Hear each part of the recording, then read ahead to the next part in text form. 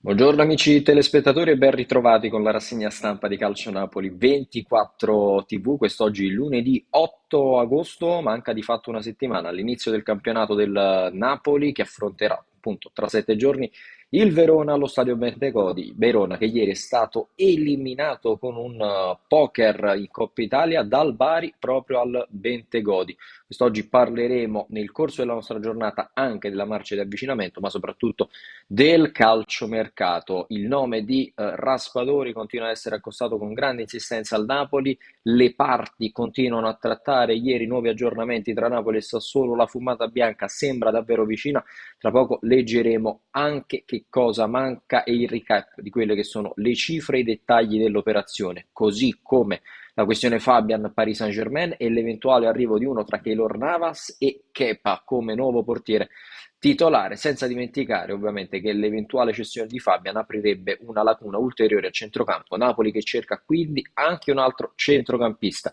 Davvero bisogna fare in fretta, Napoli che non può perdere assolutamente ulteriore terreno e tempo per completare una squadra che, come dice anche Spalletti, è ancora pesantemente incompleta. Buongiorno a tutti voi, come dicevo, da parte di Riccardo Catapano, con me c'è Emanuele Bernardo in regia. Dobbiamo andare velocissimi questa mattina e allora andiamo subito a leggere quelle che sono le prime pagine dei quotidiani sportivi, partendo dalla Gazzetta dello Sport, dove ovviamente c'è anche il Napoli, così come l'Inter, il Milan, Skriniar, Inter che fa, il PSG di nuovo all'attacco, PSG che vuole fare la spesa in Italia, non solo Fabian, ma appunto anche Skriniar dell'Inter.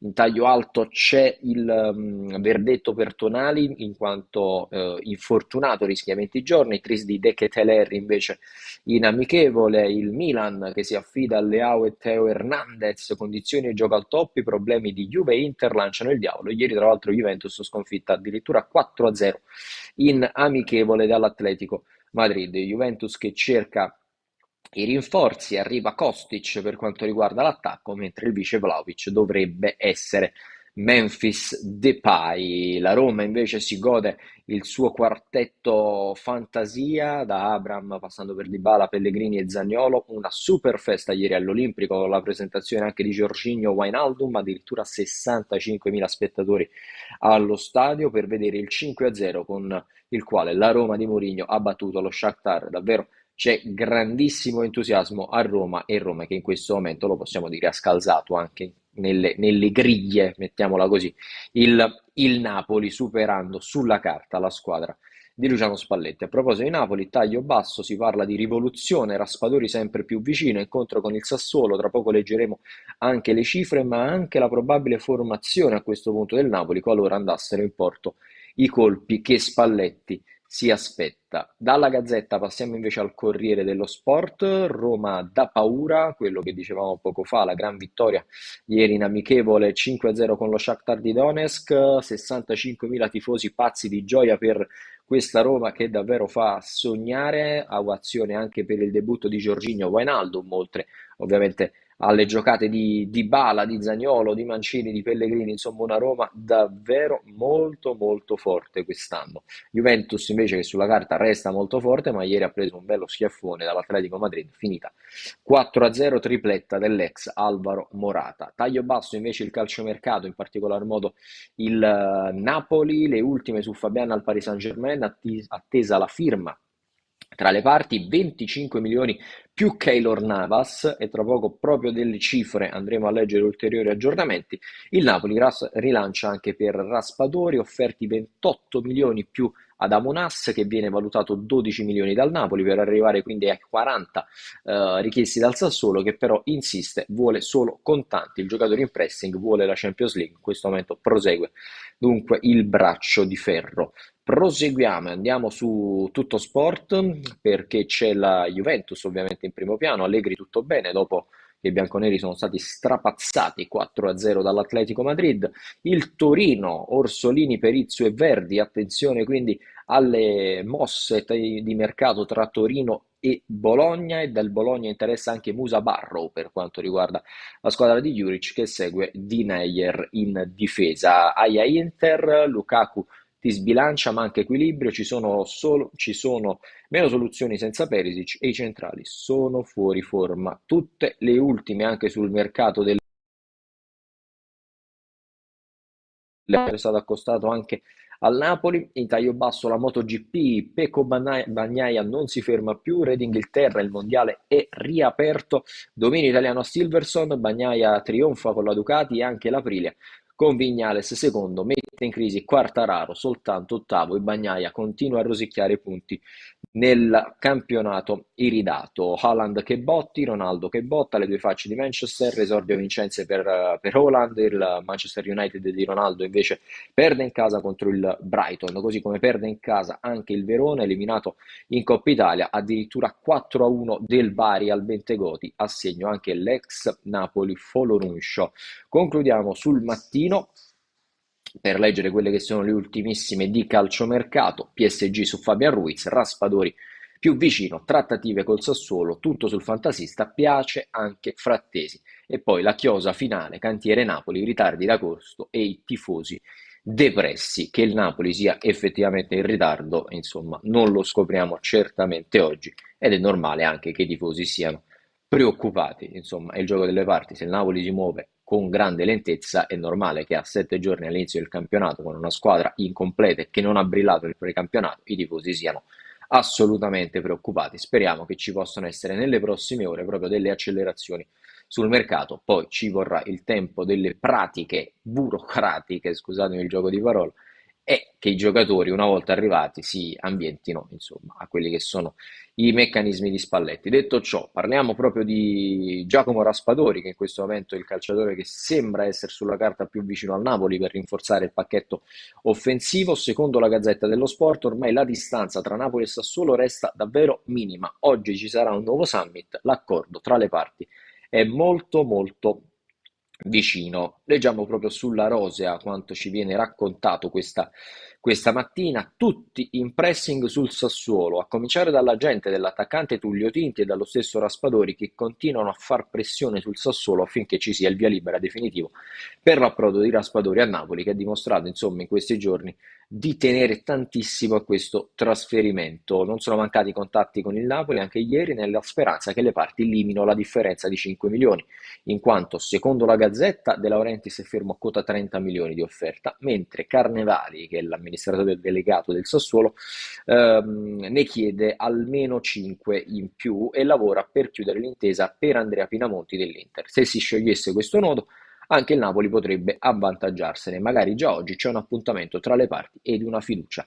condivisa. Questo per quanto riguarda la Gazzetta dello Sport che parla di circa 5 milioni di distanza. Secondo il Corriere dello Sport, invece, il rilancio di ieri del Napoli prevede anche l'inserimento di un giocatore nella trattativa con il Napoli che non vorrebbe superare la parte di 30 milioni cash e per questo, per arrivare ai 40 richiesti dal Sassuolo, che sono però trattabili, circa da 40 è sceso a 38, poi magari potrebbe scendere di qualche altro milioncino, il Napoli avrebbe offerto anche il cartellino di Adam Unas, che è valutato 12 milioni dagli azzurri, oltre ai 28 di parte fissa che a questo punto il Napoli darebbe proprio ai neroverdi.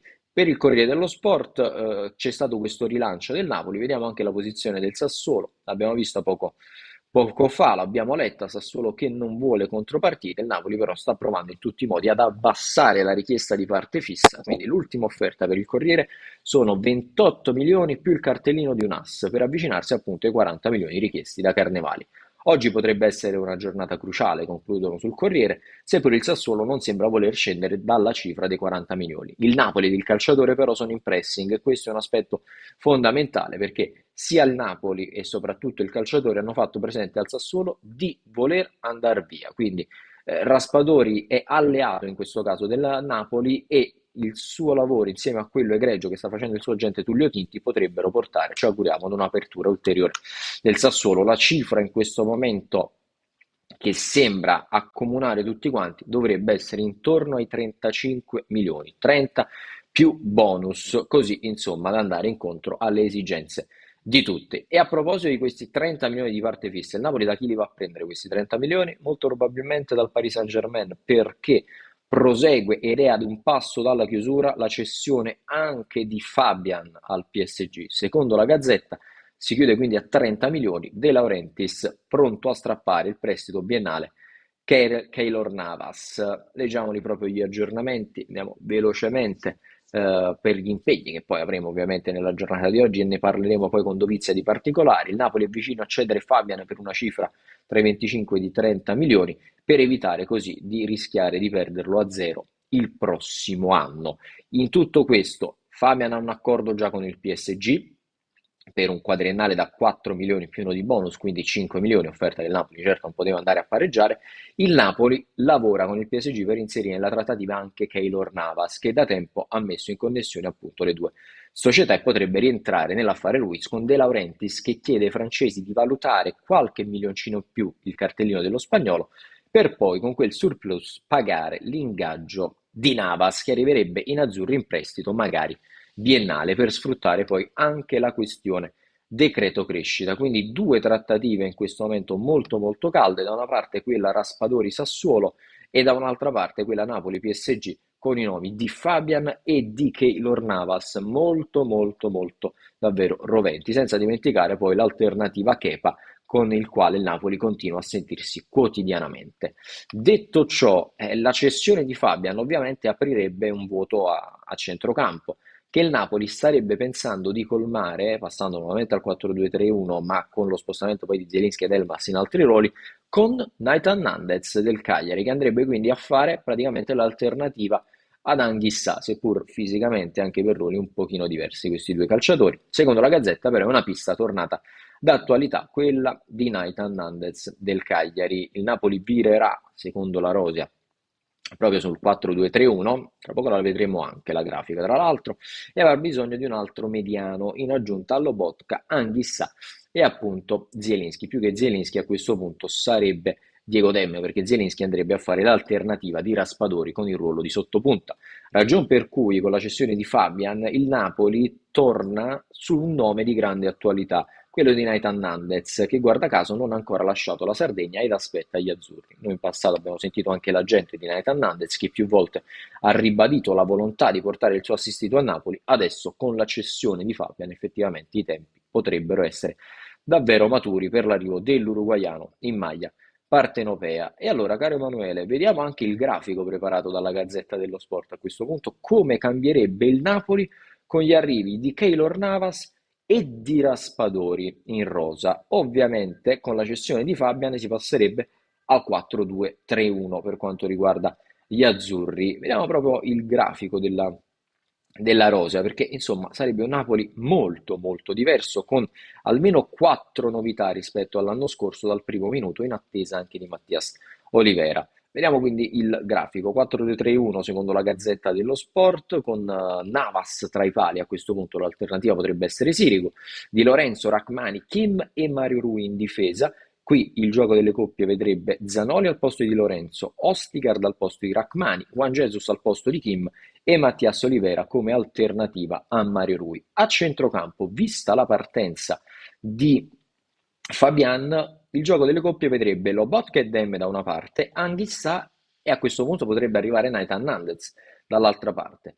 Invece davanti come si va a sviluppare la questione? Kvaratskhelia a sinistra ed Elmas su alternativa, Raspadori e Zielinski come sostituto, Lozano Politano e davanti Victor Osimhen, in attesa poi ovviamente della cessione di Andrea Petagna e dell'arrivo eventuale del Ciolito Simeone. Questo potrebbe essere il Napoli della prossima stagione. Come vedete però vanno ancora conclusi gli arrivi di Navas, di Raspadori ed eventualmente di altri due, un centrocampista e un attaccante, per completare il gioco delle coppie per Luciano Spalletti. E a proposito di Simeone, in attesa sempre di Andrea Petagna, il Napoli potrebbe aver deciso di virare in un altro modo per arrivare al Ciolito Simeone. In questo caso la chiave potrebbe essere la cessione di Alessio Zerbin. Leggiamolo perché lo abbiamo visto più volte. C'è il Sassuolo sul calciatore, seppur non è interessato il Sassuolo a inserire Zerbin nell'affare per Raspadori, e così sul talentuoso esterno offensivo del Napoli, che il Napoli vuole rinnovare e lasciar partire solamente in prestito perché lo vuole valutare poi in futuro, ci sono altri due club di Serie A. Quali sono questi due club? In primis abbiamo detto c'è il Lecce, ma c'è anche il Verona, e proprio con il Verona il Napoli starebbe pensando di inserire Alessio Zerbin nella trattativa, così da sbloccare la questione Ciolito Simeone, e quindi poi in un secondo momento eventualmente vendere Andrea Petagna, e in questo caso l'affare però verrebbe fatto dopo Ferragosto per non andare a rinforzare proprio il prossimo avversario del Napoli, vale a dire l'Hellas Verona, che ricordiamo l'anno scorso è stato, o meglio, la giornata di ieri è stato battuto per 4-1 al Bentegodi dal Bari, che ha quindi eliminato la formazione scaligera di Cioffi. Lo stesso Cioffi nel post partita ha detto ci servono degli acquisti, almeno 3 o 4, adesso bisogna star muti e lavorare. Quindi attenzione alla pista Zerbin Verona per sbloccare l'arrivo del Ciolito Simeone a Napoli. Noi siamo invece arrivati al termine della nostra rassegna stampa odierna, ma come vi ripetevo sono tanti gli appuntamenti di